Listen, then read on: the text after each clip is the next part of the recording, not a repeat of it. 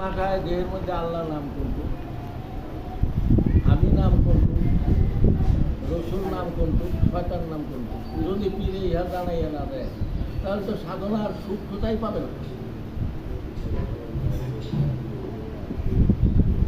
এই যে বাড়ির কথা কইলে আর কোনদিন কিন্তু কইও না।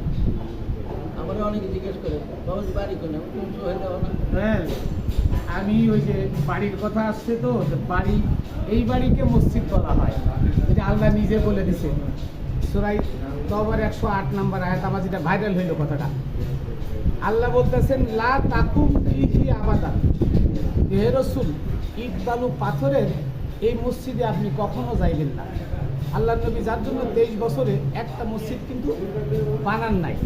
তারপরে আল্লাহ বলতেছেন লা মাসজিদুন উসসিসা আলা তাকওয়া মিন আউয়ালি ইয়াউমিন, যে আমি উসসিসা মানে প্রতিষ্ঠা করে দিছি।